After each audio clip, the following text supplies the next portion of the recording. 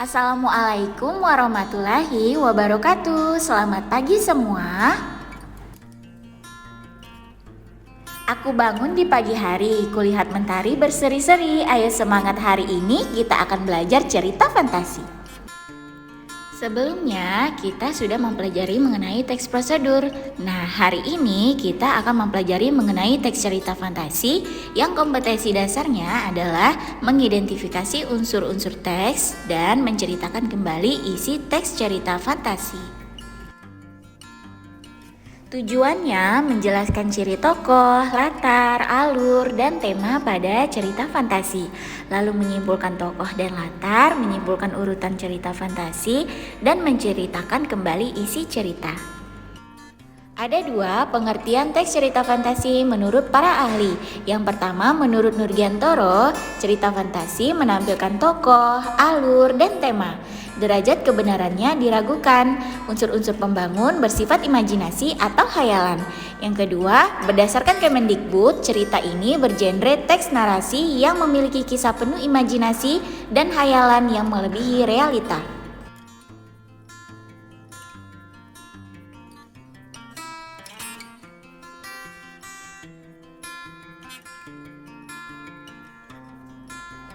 Adapun ciri teks fantasi yaitu yang pertama supranatural, yang kedua ide cerita tidak dibatasi oleh realitas, ketiga latar, 4 tokoh, 5 bersifat fiksi, dan 6 bahasa yang digunakan tidak bersifat formal.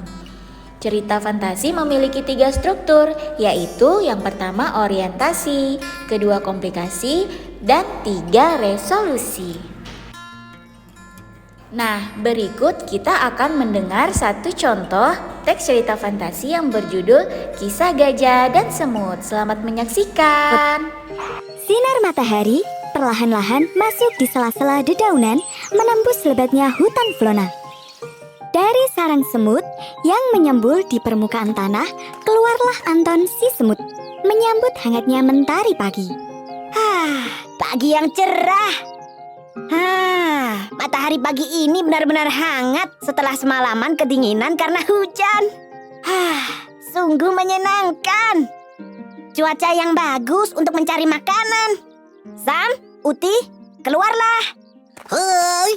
Selamat pagi, Sam. Selamat pagi, Uti. Selamat pagi, Anton. Selamat pagi, Anton. Beberapa hari yang lalu, aku jalan-jalan di dekat sini. Aku melihat banyak buah dan biji-bijian yang bisa dijadikan bahan makanan untuk beberapa hari ke depan. Yuk, langsung meluncur ke sana. Perutku sudah lapar ini. Kamu ini memang mesin penyedot makanan. Setiap dengar kata makanan, jadi lapar terus. Kan aku butuh banyak makanan, biar bisa menjadi kuat menggotong-gotong. Iya. Yuk, kita langsung berangkat sebelum matahari semakin terik. Begitulah kawanan semut ini memulai perjalanan mencari bahan makanan. Mereka menyusuri sungai kecil yang mengalir lurus. Kita sudah hampir sampai. Lihatlah, sudah mulai kelihatan buahnya. Setelah itu, mereka sibuk bergotong royong untuk mengumpulkan makanan. Semua saling membantu. Hal ini membuat pekerjaan mereka cepat selesai. Semua kalau dikerjakan bersama-sama, pasti cepat selesai. Yups, semua sudah terkumpul. Saatnya kita pulang. Namun, tiba-tiba saja tanah bergetar dengan keras. Rupanya itu Evan, si gajah pemarah. Hei Evan, berapa kali ku bilang untuk berhati-hati kalau berjalan. Anton, si kecil mungil yang lemah. Salah sendiri badanmu kecil. Jangan salahkan aku kalau terinjak ya. Evan mengambil sedikit air dari air kubangan bekas hujan semalam. Kemudian disemprotkannya ke arah para semut. Baru disemprot air sedikit saja sudah terhuyung-huyung. Sungguh lemah sekali. Si Evan ini. Kita harus melawan. Jika tidak, dia akan terus menjahili kita. Setuju. Apakah kalian ada ide? Kalian mau bergabung sebanyak apapun, tidak akan bisa mengalahkanku. Para semut mengabaikan perkataan Evan. Mereka sibuk untuk menyusun strategi. Oke, kalian paham kan? Ayo mulai. Serang teman-teman. Evan tidak siap dengan serangan para semut. Anton dan kawan-kawan yang berukuran kecil masuk ke dalam belalai Epan. Apa yang kalian lakukan di dalam belalaiku? Aduh, sakit, sakit. Epan berguling-guling di tanah, menahan rasa sakit sekaligus geli yang dirasakannya dari arah belalai.